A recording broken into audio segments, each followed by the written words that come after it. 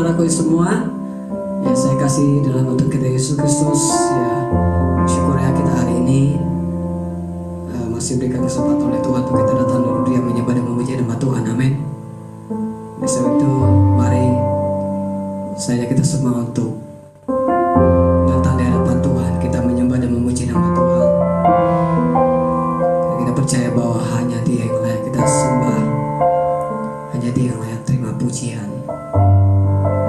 Terima kasih Yesus, terima kasih Roh Kudus.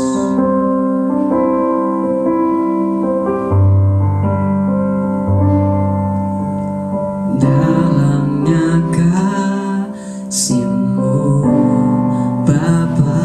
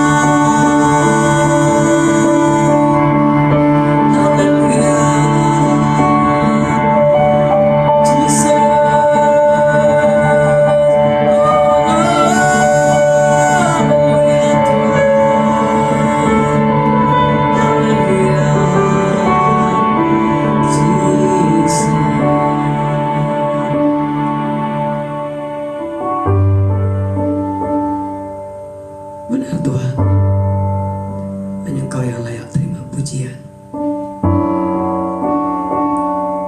Hanya Engkau yang layak kami sembah Tuhan. Bapa, ini kami Tuhan. Di hati kami Bapa, jamah setiap kami Tuhan. Berikan kami hati yang lebih lagi haus akan Engkau Bapa. Berikan kami hati untuk kami lebih lagi Tuhan dekat padamu Tuhan. Terima kasih buat nafas hidup yang Tuhan masih hembuskan bagi kami hari ini. Hari ini kami boleh menyembah dan memuji Engkau Tuhan. Bukan karena hebat kuat gagah kami, tapi semua oleh karena anugerah-Mu Bapa. Terima kasih Yesus, terima kasih Roh Kudus. Saat ini kami ingin siapkan hati dan pikiran kami untuk kalau hidup kami lewat kebenaran firman pada hari ini Bapa. Terima kasih Yesus, kasih Roh Kudus. Terima kasih Bapa. Dalam nama Tuhan Yesus kami berdoa dan bersyukur. Haleluya. Amin.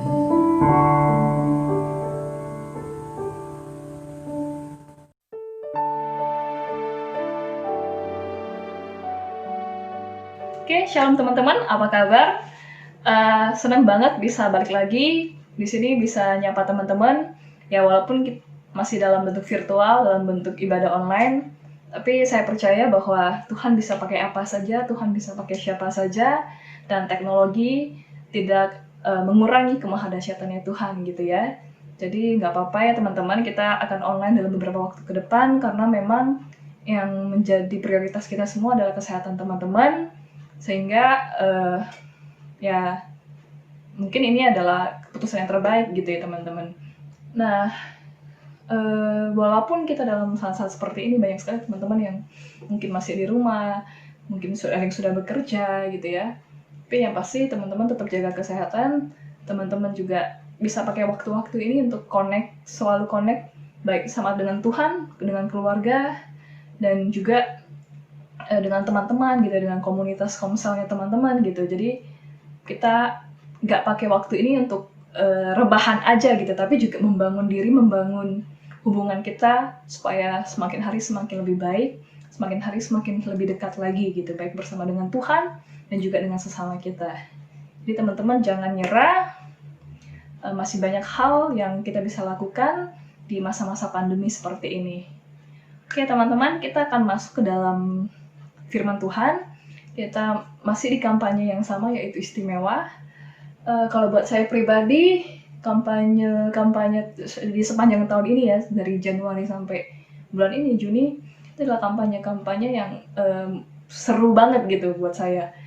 Saya belajar banyak dari ketaatan yang di Januari ya, kita belajar tentang Timotius dan juga Paulus, kemudian kita belajar Nabi Elisa dan Nabi Elia, dan kita juga belajar tentang Tuhan Yesus sendiri gitu. Di dua kampanye sebelumnya itu Victory dan Sepertimu gitu. Buat saya itu keren banget karena saya melihat karakter pribadi Tuhan Yesus dengan cara pandang yang berbeda gitu. Jadi selama ini kita semua tahu gitu apa yang Tuhan Yesus alami. Kita semua tahu apa yang Tuhan Yesus kerjakan gitu di saat-saat Tuhan Yesus masih ada di dunia gitu ya. Dan kita di Victory kita melihat bagaimana Tuhan itu begitu mengasihi kita, Tuhan itu sampai berkorban begitu besar gitu ya, sampai Tuhan harus disalib buat menebus setiap kesalahan dan dosa kita, dan supaya kita dianugerahkan keselamatan. Kemudian kita diajak dari mengenal kasihnya Tuhan, kita naik level, yaitu menjadi manusia yang baru di dalam Tuhan. Di Sepertimu kita belajar bahwa lebih dalam lagi, lebih detail lagi, bagaimana sih karakter Tuhan gitu, dan bagaimana kerinduan Tuhan gitu, supaya kita semakin hari bisa semakin serupa dengan Tuhan gitu. Dan itu satu hal yang saya sangat belajar banyak gitu, karena bukan cuma mungkin logika atau bukan cuma pengetahuan saya yang bertambah, tetapi saya bisa merasakan dari segi emosional gitu. Jadi saya bisa menghayati gitu ya, atau merasakan sekiranya apa sih yang Tuhan rasakan dan alami pada waktu itu. Nah, kita naik level dari kita mengetahui kasihnya Tuhan, kita menjadi seperti Tuhan, dan kita pada kampanye istimewa ini kita naik satu level lagi di atas, yaitu menjadi atau menjawab panggilan Tuhan, menjadi istimewa di dalam Tuhan. Nah, seru banget kan ya teman-teman ya. Oke, jadi kita akan bahas lebih dalam lagi. Di istimewa ini kita sangat fokus di Injil Matius, khususnya pasal yang ke-10. Nah, sebentar lagi saya akan bahas apa sih gitu kurang lebih gambaran yang ada di Matius 10. Nah, nanti setelah itu saya akan menjelaskan beberapa pelan-pelan juga supaya kita semua bisa ngerti gitu, supaya kita bisa dapat gambaran yang lebih jelas, lebih clear, supaya lebih connect gitu ya. Oke teman-teman, seperti yang tadi saya sudah informasikan, akan ada ayat yang akan menjadi highlight atau ada ayat yang menjadi fokus kita, yaitu di Matius 10 ayat 1-33. Nah, kita nggak akan baca semua, tapi saya rindu gitu pengen sharing apa sih yang menjadi latar belakang dari Matius 10 dan apa sih maksud Tuhan gitu ya dari Matius pasal 10 ini gitu. Jadi Matius pasal 10 ini sederhananya merupakan panggilan, pengutusan, tugas dari Tuhan Yesus kepada murid-muridnya untuk menyebarkan Injil, dan juga berisi nasihat-nasihat yang Tuhan Yesus ingin sampaikan kepada murid-muridnya ketika nanti mereka bertugas untuk mengabarkan Injil, bahwa ternyata nyebarin Injil itu nggak gampang gitu ya. Nyebarin Injil itu ada tantangannya tersendiri, ada penderitaannya tersendiri, dan ada mereka bisa ditempatkan pada kondisi-kondisi yang mungkin tidak menyenangkan begitu.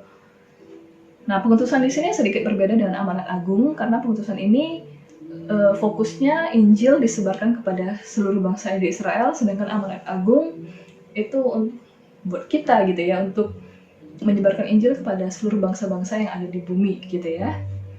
Nah, kalau kita telah satu demi satu gitu, ada beberapa bagian, yaitu Matius 10 ayat 1-4 berbicara tentang Tuhan Yesus memanggil ke-12 muridnya. Jadi kita bisa baca murid-murid Tuhan Yesus itu semua dipanggil gitu ya, nama-namanya ada di Matius 10 ayat 1-4. Nah, Matius 10 ayat 5-15 itu berbicara tentang Tuhan mengaruniakan atau Tuhan memberikan kuasa dan otoritas kepada murid-muridnya supaya mereka bisa bertugas gitu. Jadi Tuhan itu nggak kirim kita dengan tangan kosong gitu ya.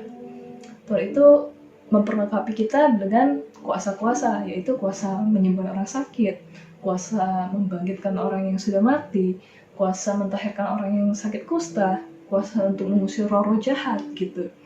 Jadi memang kerinduan Tuhan itu, Tuhan datang ke dunia bukan hanya untuk menebus kita gitu, menebuskan kita dari dosa kesalahan kita, tapi juga Tuhan rindu kabar Injil, kabar keselamatan itu terdengar gitu sampai ke seluruh dunia, sampai ke ujung bumi gitu ya.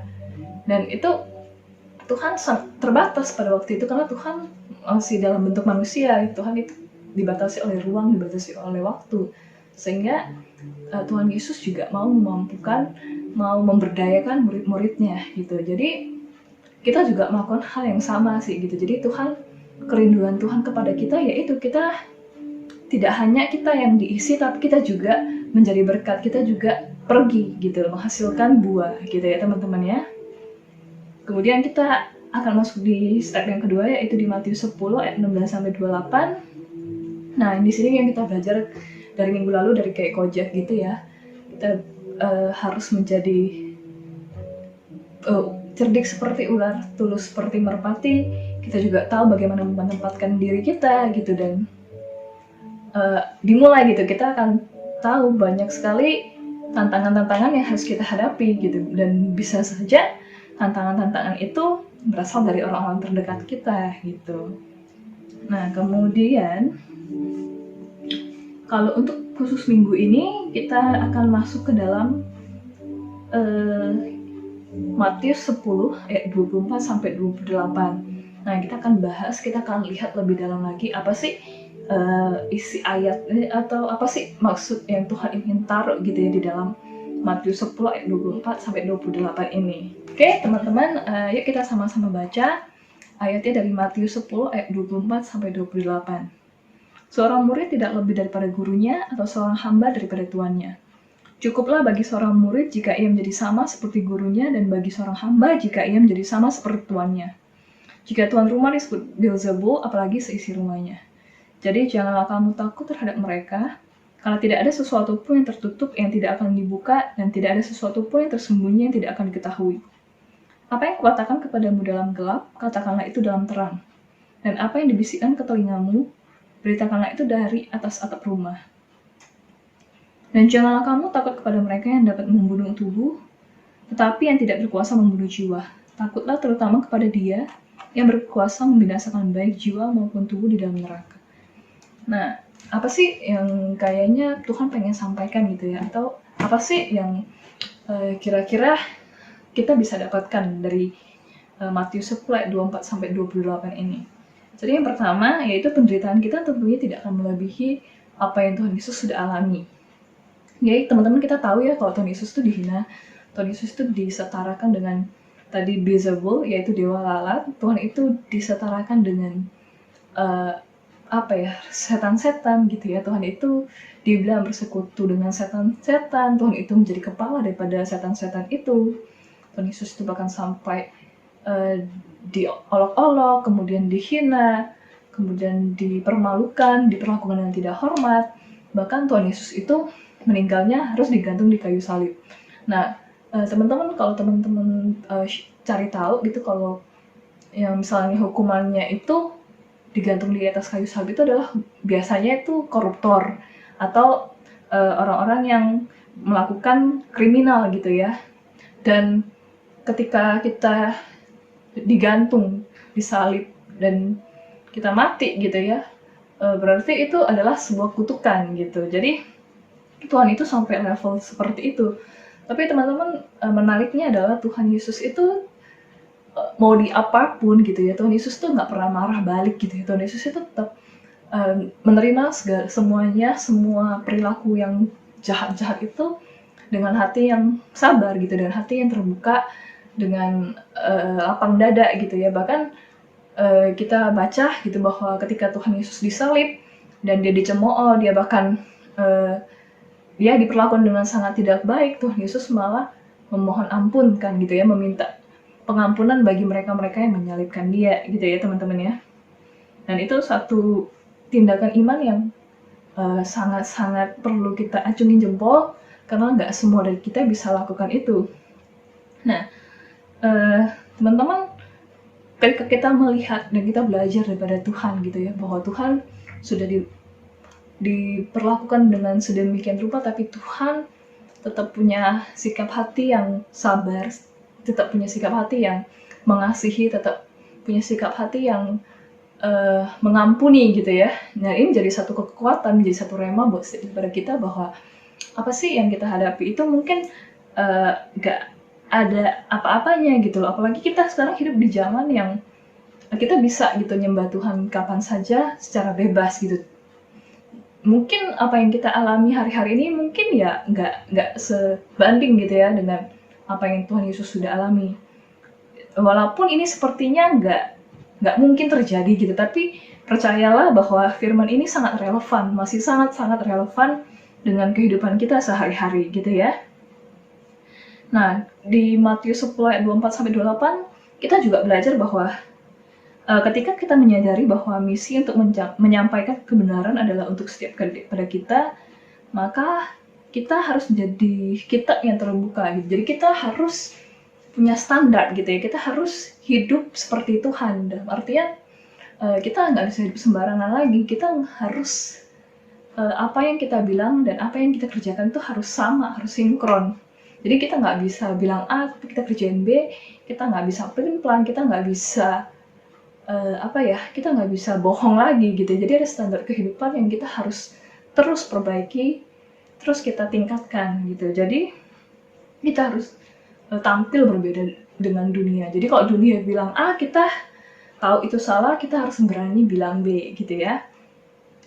Nah, kalau buat teman-teman nih, mungkin bagi beberapa teman, bolos itu keren banget, nyontek itu sah-sah saja, semua orang melakukan. Nah, kita harus berani punya sikap, enggak, aku nggak mau nyontek, enggak, aku nggak mau bolos gitu ya teman-teman ya. Jadi kita harus menjadi pribadi yang berbeda gitu, dan tentunya sulit sih, apalagi buat teman-teman, buat kita-kita nih gitu kan, apalagi kita butuh eksis gitu kan, kita butuh diterima, kita butuh disukai oleh teman-teman. Dan ketika kita harus menjadi berbeda, ketika kita harus ikut misalnya sesuatu yang sudah Tuhan taruh dalam hati kita, itu ya akan menjadi tantangan tersendiri gitu, dan itu teman-teman bisa berproses dari situ misalnya ya. Kemudian Tuhan terus ingatkan bahwa kita tuh nggak perlu takut dengan apa sih yang akan kita hadapi gitu kan.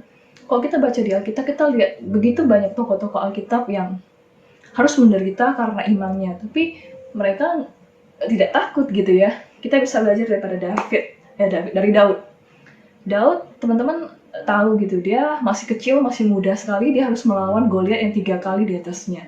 Tapi apakah Daud takut gitu? Daud justru berani gitu kan. Malah senjata perangnya cuma ketapel sama batu-batu. Tapi Daud itu punya keteguhan di dalam Tuhan. Dia bilang, oke, kalau kamu datang dengan pisau pedang, saya datang dengan nama Tuhan gitu. Dan Goliat, kita tahu Goliat akhirnya kalah, bukan hanya kalah tapi Goliat itu mati gitu ya, meninggal karena batu daripada si Daud ini. Kemudian kita juga belajar dari Daniel itu disuruh menyembah ke raja, tapi Daniel tidak lakukan. Daniel tetap berpegang teguh imannya kepada Tuhan gitu. Dan akhirnya Daniel harus dilemparkan ke gua singa. Apakah Daniel takut pada waktu itu? Ya mungkin Daniel takut, tapi Alkitab tidak mencatat seperti itu. Daniel percaya bahwa Tuhan menyertai dia gitu. Begitu juga dengan teman-temannya gitu kan. Kita tahu teman-temannya itu tidak mau menyembah ala-ala lain, tidak mau menyembah dewa-dewa yang sudah dibentuk gitu ya. Akhirnya mereka harus dihukum masuk ke dalam perapian, ke dapur api.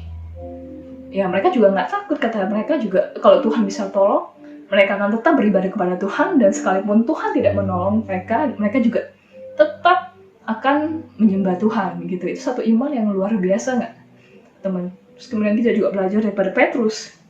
Petrus itu murid Tuhan yang kita sering sekali dengar gitu ya. Murid Tuhan yang sangat berani menyampaikan firman Tuhan. Murid Tuhan yang melakukan banyak mukjizat gitu. Petrus itu bolak-balik tuh ditangkap. Kita tahu Petrus itu bolak-balik masuk penjara, kemudian bahkan sampai Roh Kudus itu, sampai rohnya Tuhan itu sampai menolong dia, akhirnya dia bisa keluar. Juga tahu Paulus apalagi ya, Paulus itu juga bolak-balik masuk penjara, kapalnya karam ya, tapi Paulus tidak pernah takut gitu, karena dia tahu ketika dia sudah kenal Tuhan, Roh Tuhan itu sudah ada di dalam dirinya. Dia tahu nothing can stop me gitu. Jadi nggak ada yang bisa bikin aku berhenti gitu ya, untuk terus menyampaikan kabar kebenaran tentang Tuhan gitu. Jadi ketika Tuhan sudah kita sudah connect sama Tuhan, kita tuh nggak perlu takut lagi gitu. Pasti ada secara manusiawi, kita pasti rasa ketakutan, tapi rasa iman kita, rasa percaya kita kepada Tuhan itu melebihi ketakutan kita. Jadi teman-teman tetap semangat ya di dalam connect sama Tuhan, di dalam membangun hubungan dengan Tuhan. Mungkin nggak mudah gitu, mungkin kita banyak godaan, banyak tantangan, tapi teman-teman kita bisa belajar daripada tokoh-tokoh ini gitu ya, dari tokoh-tokoh Alkitab ini. Ternyata ikut Tuhan itu memang tantangannya banyak, tapi penyertaan Tuhan itu juga sungguh-sungguh ada gitu. Penyertaan Tuhan itu sungguh-sungguh nyata gitu. Jadi teman-teman jangan takut gitu ya. Nah, kenapa kita bisa yakin Tuhan itu menyertai kita? Karena kita itu berharga. Karena kita itu istimewa gitu di dalam matanya Tuhan gitu ya. Nah, kita akan masuk ke dalam Matius 10 ayat 29 sampai 31. Ini menarik banget. Ini berbicara tentang bagaimana sih Tuhan mengasihi kita, bagaimana sih kita di matanya Tuhan gitu ya, teman-teman. Yuk kita sama-sama baca di Matius 10 ayat 29 sampai 31. Bukankah burung pipit dijual 2 ekor seduit? Namun seekor pun daripadanya tidak akan jatuh ke bumi di luar kehendak Bapamu. Dan kamu, rambut kepalamu pun terhitung semuanya. Sebab itu janganlah kamu takut, karena kamu lebih berharga daripada banyak burung pipit. Wow, keren banget gak sih? Saya pertama kali baca ini tuh saya penasaran studi itu berapa sih sebenarnya gitu ya. Nah, akhirnya saya coba searching, saya coba cari tahu, ternyata studi itu 10% daripada upah harian kita. Misalnya kita diupah sehari 100.000. Nah, studi itu berarti 10%-nya itu 10.000 ya. Seduit kita dapat burung pipitnya itu 2 ekor. Jadi seekornya itu kayak kurang lebih 5.000 rupiah. Nah, dan kita itu di ayat yang 31 Tuhan bilang, kamu lebih berharga daripada banyak burung pipit. Jadi kita harganya 5.000 kali berapa nih gitu kan. Jadi kita tuh berharga banget di matanya Tuhan. Dan kalau burung pipit yang harganya 5.000 itu tadi aja Tuhan pelihara, apalagi kita gitu. Nah saya tuh rindu banget untuk terus gitu ingetin teman-teman bahwa teman-teman itu berharga, teman-teman itu istimewa, teman-teman itu dikasihi Tuhan. Sekalipun apa ya, teman-teman pun mungkin merasa tidak layak gitu ya, tapi Tuhan mengasihi teman-teman sekalipun kita semua di dalam keadaan berdosa gitu. Dan itu it's sweet banget gak sih teman-teman? Bayangin siapa sih yang tahu begitu jumlah rambut di kepala kita tuh berapa helai, itu nggak ada yang tahu, tapi Tuhan itu tahu gitu. Jadi teman-teman, kalau teman-teman baca di Kejadian, teman-teman bisa lihat di hari 1 sampai hari yang kelima, Tuhan menciptakan seluruhnya itu hanya dengan firman gitu. Jadi jadilah ini, jadilah itu, dan semuanya jadi. Tuhan pandang itu baik. Kemudian ketika Tuhan menciptakan manusia di hari yang ke-6, Tuhan itu tidak hanya bicara dengan firman, tapi Tuhan juga pakai tangannya. Tuhan bentuk setiap daripada kita, dan Tuhan kasih hembusan nafasnya supaya kita bisa hidup. Dan kita ini dibentuk, diciptakan sesuai dengan gambar dan rupanya Tuhan gitu loh. Jadi teman-teman jangan pernah minder gitu dengan mungkin penampilan fisik, jangan pernah minder dengan mungkin status sosial dan ekonominya teman-teman, karena teman-teman diciptakan itu luar biasa dan ajaib gitu ya. Jadi saya nggak tahu sih teman-teman apa sih yang teman-teman pikirkan tentang diri teman-teman, apa yang mungkin orang lain sampaikan tentang teman-teman. Mungkin itu bisa positif, mungkin bisa itu negatif, mungkin itu bisa membuat teman-teman semakin percaya diri, mungkin itu juga bisa buat teman-teman semakin rendah diri atau semakin minder. Tapi percaya semuanya itu bukan bagaimana Tuhan membentuk teman-teman. Jadi coba yuk lihat diri kita sendiri dari kacamatanya Tuhan gitu ya. Tuhan itu menciptakan kita, kalau kita masih ada sampai hari ini, kita masih bisa bernafas, kita masih bisa sehat gitu ya. Berarti Tuhan itu masih punya tujuan buat setiap dari kita. Tuhan itu punya purpose buat setiap dari kita. Jadi teman-teman jangan pernah menyerah, teman-teman justru pakai waktu ini juga semakin hari semakin connect dengan Tuhan, semakin hari semakin dekat dengan Tuhan, semakin hari semakin kayak Tuhan apa sih yang Tuhan pengen aku lakukan, apa sih yang Tuhan ingin taruh di dalam hidupku, apa sih yang sekiranya aku bisa kerjakan untuk melayani Tuhan gitu ya teman-teman ya. Dan teman-teman jangan pernah merasa setiap kesalahan atau setiap dosa teman-teman itu membuat teman-teman semakin jauh dengan Tuhan. No, Tuhan sudah mengasihi kita bahkan ketika kita dalam keadaan yang berdosa. Ketika kita nggak bisa capai Tuhan gitu. Itulah kenapa Tuhan Yesus datang, karena kita tidak akan pernah layak, kita tidak akan pernah cukup kudus untuk bisa ketemu sama Tuhan. Itulah kenapa Tuhan Yesus mau repot-repot datang ke dunia, mau repot-repot menjadi domba gitu ya, mau repot-repot digantung di kayu salib untuk menebus setiap kesalahan kita, untuk menebus setiap dosa kita, untuk memperbaiki hubungan kita dengan Tuhan sebelum kita jatuh dalam dosa. Jadi teman-teman, again aku mau ingetin bahwa guys, you are special, you are wonderful, you are fearfully made, you are a blessing, you are a masterpiece, you are loved by God, you have been redeemed, kamu sudah ditebus oleh Tuhan, kamu sudah dikasihi oleh Tuhan, dan tidak ada apapun yang bisa menghalangi kasih Tuhan buat setiap dari teman-teman.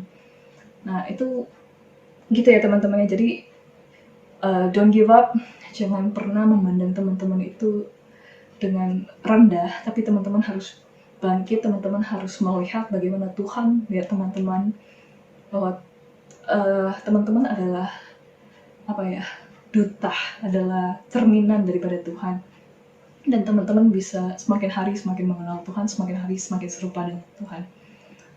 Saya akan tutup sharing firman hari ini dengan sebuah kesaksian.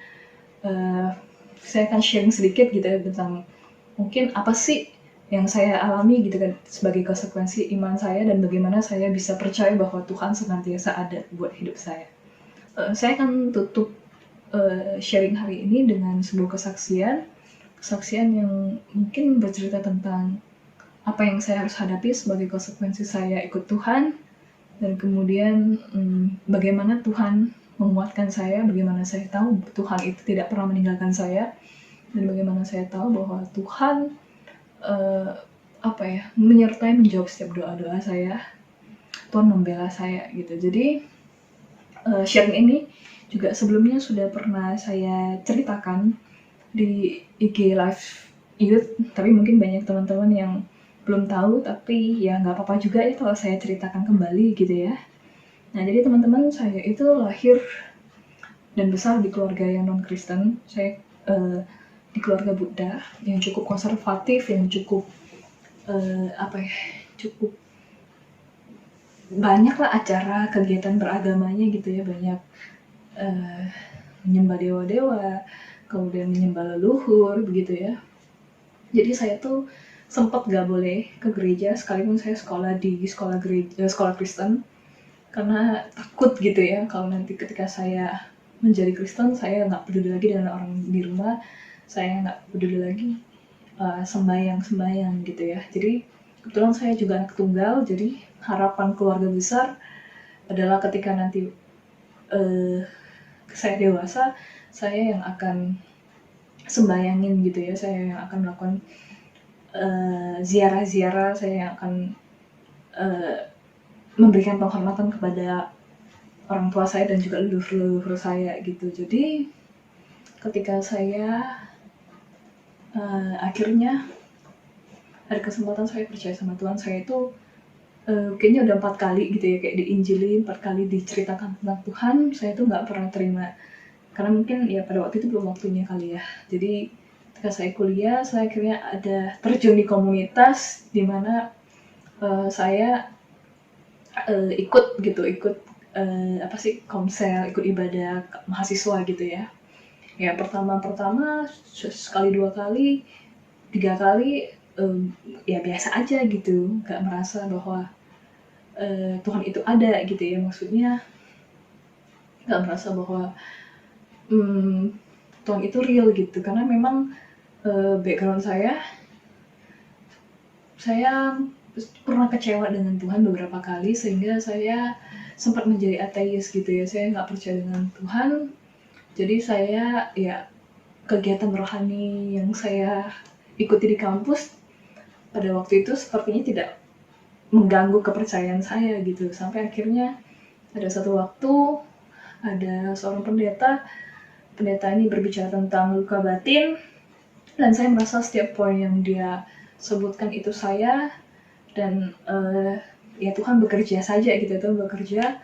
Kemudian saya di situ pertama kali mengampuni orang-orang yang melukai saya waktu itu, dan saya memberikan kesaksian gitu di depan banyak orang. Dan sejak saat itu saya pengen belajar gitu tentang Tuhan, pengen lebih tahu tentang Tuhan, saya menjadi haus dan lapar akan kebenaran. Saya coba datangi gereja-gereja lokal. Kemudian menarik sih, ketika saya itu merasa saya itu nggak berguna, saya itu merasa saya terkutuk gitu ya. Jadi ketika saya datang ke gereja lokal saya, firmannya itu menampar saya gitu. Firmannya itu berbicara tentang, itu di Yeremia gitu ya, terkutuklah orang yang mengandalkan dirinya sendiri, orang yang hidupnya jauh daripada Tuhan gitu. Jadi di situ saya melihat bahwa ya ternyata saya terkutuk itu ya karena perilaku saya gitu, karena saya yang jauh dari Tuhan. Kemudian ayat setelahnya itu diberkatilah orang yang mengandalkan Tuhan. Di situ saya merasa tertampar dan saya oke, Tuhan, saya mau ikut Tuhan gitu, saya mau belajar tentang Tuhan. Akhirnya saya punya kesempatan ya, saya akhirnya ikut baptis. Saya baptis, kemudian saya harus belajar dulu 3 bulan untuk dapat sertifikat baptisnya. Saya ikut kursusnya, kemudian itu mungkin kayak SPK kali ya kalau di sini. Setelah itu saya dapat sertifikat baptis. Ketika saya dapat sertifikat ini, saya rasanya baru cukup pede gitu ya untuk ngomong ke keluarga bahwa saya itu udah pindah gitu. Jadi teman-teman, ketika saya bawa sertifikat ini, saya tunjukkan kepada keluarga besar saya, mereka marah, mereka kecewa, mereka merasa saya ini nggak berbakti gitu, karena memang orang tua saya udah meninggal. Terus saya juga sempat tinggal sama nenek saya yang sangat mengasihi saya dan sudah meninggal juga. Jadi tadinya saya menjadi harapan mereka untuk ziarah, untuk sembayangin mama papa saya dan nenek saya ini, akhirnya semuanya buyar gitu ya. Saya paham lah bagaimana mereka kecewa, saya paham bagaimana mereka marah gitu ya. Dan bagaimana mereka melihat ini sebagai bukan sebagai sesuatu yang baik gitu. Akhirnya saya sempat bukan dikucilkan juga sih ya, lebih kayak sempat sering sekali disinggung, sering sekali kepercayaan saya dibuat mainan gitu ya, dibuat bercandaan. Jadi saya pikir itu apa yang Tuhan alami itu itu sudah sangat luar biasa, dan apa yang saya alami itu nggak ada seberapanya gitu. Lucunya ketika saya mau sampaikan sertifikat itu, saya lihat Alkitab, saya buka asal-asalan aja gitu ya. Dulu belum tahu cara baca Alkitab, jadi suka ya asal buka aja home pimpa keluar gitu ya. Kemudian itu saya ketemu satu ayat, dan ayat itu menjadi pegangan saya sampai saat hari ini gitu. Ayat itu berasal dari Yesaya 41 ayat yang ke-10. Janganlah takut sebab aku menyertai engkau, janganlah bimbang sebab aku ini Allahmu. Aku akan menunggukan, bahkan akan menolong engkau. Aku akan memegang engkau dengan tangan kananku yang membawa kemenangan. Dan ketika saya baca ayat ini, saya percaya bahwa ini dari Tuhan dan nggak ada yang kebetulan gitu ya. Jadi based on ayat ini saya berani ngomong sama keluarga gitu. Jadi setiap kali saya ziarah, saya itu sering diomongin, ini udah Kristen nih, nggak boleh pegang hiau nih, nggak, udahlah, ngapain sih ikut ke Kristenan gitu ya, ngapain sih ngambil jalan yang berbeda gitu. Karena ya kesannya seperti pemberontakan ya gitu, tapi ya saya cuma diam, saya cuma terima aja apa yang menjadi ya mungkin saya pikir ini ya salah satu hal yang saya harus lewati gitu. Sampai tahun yang kedua kita ketemu lagi pas ziarah, saya juga masih dibahas gitu kan keputusan saya untuk menjadi Kristen. Saya juga tetap diam aja, saya juga tetap terima aja, karena saya mengerti juga bagaimana kecewanya mereka, bagaimana marahnya mereka. Tapi di tahun ketiga, puji Tuhan semuanya berubah gitu. Jadi tahun yang ketiga kita ziarah lagi, saya ikut lagi. Kemudian sangat unik gitu bagaimana Tuhan bekerja. Di tahun ketiga keluarga saya nggak ngebahas lagi tentang saya yang pindah agama. Mereka justru kayak udah nggak apa-apa, dia udah jadi Kristen gitu. Karena saya juga ketika saya tahu mereka kecewa, saya juga tahu gitu ya, kita harus hidup berbeda dengan dunia, kita harus tetap punya standar, dan dalam artian kita nggak boleh hidup malu-maluin keluarga, kita nggak boleh hidup malu-maluin Tuhan gitu. Jadi mungkin dengan dengan perubahan-perubahan positif yang ada, mereka berusaha menerima, dan itu satu hal yang baik gitu ya. Kemudian di pergaulan juga saya sempat dibecandain juga gitu, karena saya akhirnya tampil berbeda. Seperti tadi saya bilang, saya coba komitmen untuk tidak nyontek, saya coba komitmen untuk patuh pada peraturan, saya coba komitmen untuk menghormati orang yang lebih tua gitu ya, menghormati dosen-dosen saya. gitu ya. Sempet juga gitu, alah so alim lu, alah udah jadi pendeta lu sekarang gitu. Tapi saya melihat itu ya udahlah, move on aja gitu. Kalau sih awal-awalnya sih sedih, awal-awalnya juga kenapa ya teman-temanku seperti ini gitu. Tapi ketika kita ketemu sama komunitas yang benar, ketika kita justru berteman dan kita itu bertumbuh, itu jauh lebih berharga gitu daripada teman-teman yang mungkin cuma kerjanya merendahkan kita gitu. Kayak akhirnya ya saya memilih untuk mencari pergaulan yang benar, komunitas yang benar, komunitas yang membangun, komunitas yang menguatkan, komunitas dimana ketika saya punya masalah saya bisa cari mereka gitu ya. Jadi ya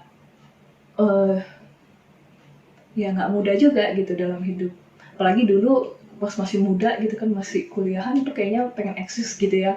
Rasanya pengen diterima sama banyak orang. Tapi ketika kita menjadi berbeda itu ya terkadang kita dibenci dunia gitu. Dan tapi Tuhan ya kasih kita kekuatan bahwa Tuhan sudah mengalahkan dunia, jadi kita tetap teguh aja gitu. Saya juga sering diintimidasi dengan kesalahan-kesalahan atau dosa-dosa yang pernah saya lakukan gitu kan. Jadi ya saya kan sempat ateis, kemudian saya sempat ikut-ikut pergaulan-pergaulan yang nggak benar gitu ya. Terus kemudian saya diteguhkan lagi gitu. Saya merasa nggak layak karena saya sudah banyak dosa. Tapi Tuhan teguhkan juga dengan satu ayat. Saya lupa itu di Matius juga. Di situ Tuhan bilang Tuhan datang itu seperti tabib. Jadi Tuhan datang pada orang yang sakit, kepada orang yang membutuhkan. Nah di sana saya benar-benar merasa bahwa ya Tuhan itu luar biasa gitu. Tuhan itu memperhatikan kebutuhan saya, Tuhan itu memelihara saya, Tuhan itu mengasihi saya gitu. Jadi ketika kita sudah berjalan mengalami Tuhan, kita sudah tahu gitu kalau Tuhan itu selalu ada. Saya pikir kesulitan apapun yang akan kita hadapi ke depannya, buat kita ya nggak masalah gitu, karena we know that He is with us gitu. Kita tahu bahwa Tuhan itu bersama-sama dengan kita, Tuhan itu akan menolong kita, Tuhan itu akan meneguhkan kita, menguatkan kita. Itu sih, mungkin itu aja kesaksian yang bisa saya sharingkan. Saya nggak tahu teman-teman backgroundnya apa, saya nggak tahu teman-teman bagaimana di lingkungan, di keluarga. Tapi percayalah teman-teman, ketika teman-teman memilih Tuhan, ketika teman-teman memprioritaskan Tuhan, teman-teman akan diberikan kekuatan, teman-teman akan diberikan peneguhan, teman-teman akan terus maju di dalam Tuhan. Dan sekalipun mungkin manusia temannya teman-teman nih meninggalkan teman-teman, tetapi Tuhan datang menyambut teman-teman dengan kasih-Nya yang luar biasa. Jadi tetap jadi berkat dimanapun teman-teman berada, tetap hidup seperti bagaimana Tuhan ingin teman-teman, tetap kenali purpose-nya teman-teman, tetap connect dengan Tuhan, tetap connect dengan keluarga, tetap connect dengan lingkungannya teman-teman, tetap saling menguatkan, tetap saling tebarkan hal-hal yang positif, tetap tebarkan kasih. Jadilah berbeda dengan dunia, maka teman-teman akan semakin melihat Tuhan Yesus itu semakin dahsyat, semakin go beyond gitu ya, semakin lebih daripada yang kita bayangkan. Jadi teman-teman, ini aja ya kesaksiannya. Semoga memberkati teman-teman. Dan kalau teman-teman juga punya kesaksian, boleh sharing ke kita. Karena kesaksian itu membungkam iblis, kesaksian itu membuat iblis itu tak berdaya. Kesaksian itu justru menguatkan orang lain. Jadi share with us. Oke, kita akan tutup ibadah hari ini dengan doa. Yuk teman-teman, kita sama-sama doa. Kita satukan hati, kita connect dengan Tuhan, kita berdoa. Tuhan Allah Bapa kami bertata dalam kerajaan surga, Tuhan sungguh kami bersyukur ya Tuhan untuk waktu dan kesempatan yang ada. Kami bersyukur Tuhan kami bisa mendengarkan puji-pujian dan penyembahan bersama dengan tim worshiper. Kami juga bersyukur Tuhan kami boleh mendengarkan sebagian dari firman-Mu. Biarlah firman-Mu ini Tuhan tertanam Tuhan, kemudian berakar kuat Tuhan, dan juga tumbuh dengan baik dan berbuah manis ya Tuhan, sehingga Kami boleh menjadi berkat dimanapun Engkau tempatkan kami Tuhan. Kami juga bersyukur ya Tuhan kalau hari ini kami diingatkan bahwa di dalam tugas panggilan kami Tuhan, mungkin kami akan mengalami masa-masa yang tidak menyenangkan, kami mungkin akan ditempatkan pada kondisi-kondisi yang mungkin tidak nyaman Tuhan. Ada penderitaan yang harus kami jalani, ada kesulitan yang harus kami hadapi, ada tantangan yang harus kami lewati. Ketika kami menjadi sama seperti Engkau, ketika kami membawa kabar penginjilan, kami boleh bawa kabar baik. Tapi kami percaya Tuhan, Kau Allah yang memampukan setiap daripada kami. Kau Allah yang menguatkan kami Tuhan, kami tidak akan takut Tuhan. Bila Tuhan boleh pakai setiap dari kami secara maksimal satu dengan yang lainnya Tuhan. Karena kami percaya Tuhan, bukan kuat gagah kami Tuhan, tapi karena kasih karunia mulai memampukan kami. Tuhan, kami juga bersyukur kalau hari ini kami boleh diingatkan kembali siapa kami di matanya Tuhan. Kalau kami begitu berharga Tuhan, begitu spesial, begitu istimewa di matanya Tuhan. Ajar kami Tuhan untuk melihat diri kami bagaimana Engkau melihat kami. Ajar kami Tuhan untuk mengasihi diri kami seperti bagaimana Engkau mengasihi kami Tuhan. Karena kami percaya Tuhan, ketika kami bersandar sepenuhnya kepada Tuhan, kami selalu Tuhan melihat karya-Mu yang besar, mukjizat-Mu yang besar bagi setiap daripada kami Tuhan. Biarlah itu Tuhan menjadi satu kekuatan buat setiap daripada kami. Biarlah itu menjadi satu peneguhan untuk setiap daripada kami, untuk maju terus mencari Engkau, untuk maju terus di dalam Engkau Tuhan. Kami boleh bertumbuh semakin hari semakin serupa dengan Engkau ya Tuhan. Tuhan, pada kesempatan ini hamba berdoa juga Tuhan untuk para pemimpin, para gembala, para penatua di Gereja Shekinah. Biarlah Tuhan yang memberikan mereka visi dan misi yang baru mengenai pelebaran kerajaan-Mu Tuhan. Biarlah mereka punya satu hikmat yang daripada Engkau Tuhan, berikan mereka lawatan yang baru, urapan yang baru Tuhan. Dan biarlah Shekinah Tuhan boleh menjadi ladang-Mu Tuhan. Shekinah boleh kembali menerobos Tuhan, menjawab setiap panggilan-panggilan-Mu. Kami boleh mencari banyak jiwa Tuhan, kami boleh memperkenalkan Kristus kepada mereka Tuhan yang belum mengenal Engkau. Bila Tuhan di Shekinah kami melihat Shekinah, the glory of God, kemuliaan-Mu Tuhan, dia ada turun di setiap diri kami Tuhan. Tuhan, kami juga berdoa untuk Indonesia Tuhan. Kami rindu Tuhan, ada lawatan-Mu Tuhan, ada pemulihan terjadi pada bangsa ini. Karena kami tahu hati-Mu ada di Indonesia, karena kami tahu Tuhan matanya Tuhan ada di Indonesia. Dan Indonesia Tuhan akan menjadi bangsa yang akan takut akan Tuhan. Tuhan, kami mau berdoa Tuhan untuk pemimpin Indonesia dari paling atas sampai yang paling bawah Tuhan. Tertinggi sampai yang terendah, dari presiden, wakil presiden, kabinet Tuhan, para menteri Tuhan, bahkan sampai mungkin camat, lurah Tuhan, kepala suku. Biarlah semuanya mereka boleh memimpin bangsa Indonesia dengan takut akan Tuhan, dan mereka boleh Tuhan bekerja terus untuk membawa kesejahteraan bagi bangsa ini Tuhan. Karena kami percaya Tuhan Indonesia bisa pulih, karena kami percaya Indonesia bisa mengalami mukjizatnya Tuhan. Bila bangsa kami Tuhan boleh menjadi berkat bagi bangsa-bangsa yang lain. Bila bangsa kami ini Tuhan boleh menjadi bangsa yang berdampak Tuhan. Tuhan, kami bersyukur Tuhan buat kasih-Mu yang besar, buat setiap daripada sukacita yang Tuhan boleh berikan buat setiap daripada kami. Kami bersyukur Tuhan, kami punya Allah yang dahsyat Tuhan. Ini doa setiap daripada kami Tuhan. Biarlah Tuhan yang pimpin setiap daripada kami dalam hari-hari kami Tuhan. Biarlah Tuhan yang bantu kami Tuhan untuk mengisi setiap hari-hari kami dengan hal-hal yang menyenangkan hati-Mu Tuhan. Hanya di dalam nama Tuhan Yesus Kristus kami mengucap syukur dan berdoa. Haleluya, amin. Mari teman-teman, saya undang kita untuk menyatukan hati dan juga kita mengangkat tangan kita karena kita akan masuk ke dalam doa berkat. Tuhan memberkati engkau dan melindungi engkau. Tuhan menyinari engkau dengan wajah-Nya dan memberikan engkau kasih karunia. Tuhan menghadapkan wajah-Nya kepadamu dan memberikan engkau damai sejahtera. Kiranya anugerah besar dari Allah Bapa, kasih yang sejati daripada Tuhan Yesus Kristus, dan persekutuan yang manis bersama-sama dengan Roh Kudus akan senantiasa menyertai kita semua mulai dari hari ini bahkan sampai selama-lamanya. Amin.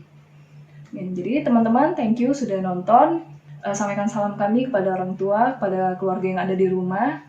Tetap semangat, tetap berpengharapan, tetap tekun di dalam saat-saat seperti ini. Jangan lupa kita renungkan, kita bagikan 4M, dan jangan lupa kita berdoa bagi bangsa Indonesia. Kemudian jangan lupa juga kita berdoa untuk 5 orang setiap harinya. Jadi sampai jumpa minggu depan. Tuhan Yesus memberkati.